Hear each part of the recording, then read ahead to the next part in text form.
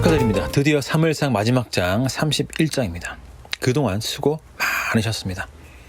내일은 사무엘상 묵상 끝난 기념으로 마지막 퀴즈가 있습니다. 모두 함께 해주시면 감사하겠습니다. 사무엘상 마지막 31장 출발합니다. 오늘 본문은 간단합니다.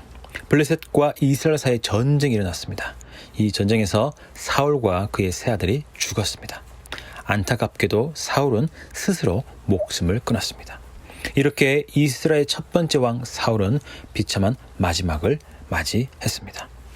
사무엘상에서는 이스라엘 왕이 등장하죠. 사사시대에서 왕정시대로 넘어가는 순간이 바로 사무엘상입니다. 사울의 죽음을 보고 이런 생각을 해봅니다. 왕정제도는 성공적인가 아니면 실패한 제도인가 라고 말이죠. 사울을 생각하면 왕정제도는 실패로 보입니다.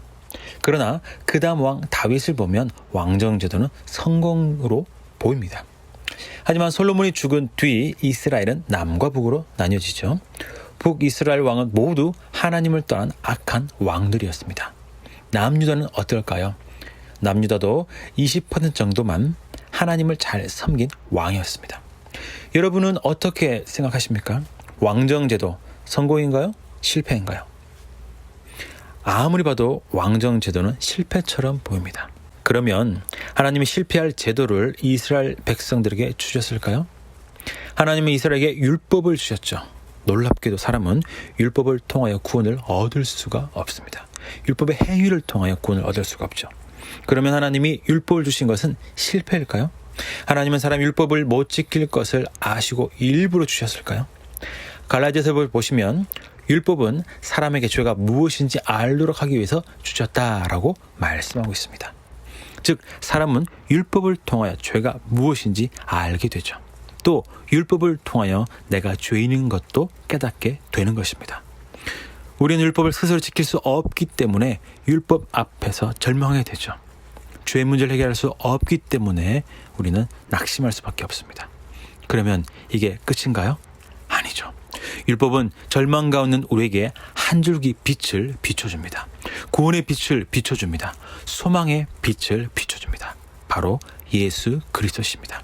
예수 그리스도는 우리 대신 율법을 온전히 이루셨습니다. 그 온전히 이룬 율법의 의를 우리에게 주셨고 우리에게 은혜로 구원을 허락해 주셨습니다. 오늘 율법은 우리에게 절망 가운데서 한 줄기 빛 대신 예수 그리스도를 바라보게 소망하게 만듭니다. 왕정제도도 마찬가지입니다. 왕이 세워지면 그는 철저하게 말씀대로 살아야 합니다. 말씀대로 나라를 다스려야 하죠. 사람 왕은 백성에게 하나님이 진정한 왕이십니다 라는 사실을 보여줘야 했습니다. 하지만 사람 왕은 거의 대부분 실패했죠. 왕정제도는 우리에게 사람이 아닌 누군가를 바라보도록 합니다. 유일한 왕, 선한 왕, 하나님 말씀을 온전히 이룬 왕, 백성을 말씀대로 인도한 왕, 바로 예수 그리스도십니다. 그래서 왕정제도는 실패처럼 보이지만 실패가 아니죠. 우리는 성경에 나오는 왕의 이야기를 보고 그 사람에게 초점을 맞추면 안 됩니다. 우리는 우리의 진정한 왕이신 예수 그리스도를 바라봐야 합니다. 우리가 예수 그리스도를 바라볼 때 우리는 하나님의 백성으로 살아갈 수 있습니다.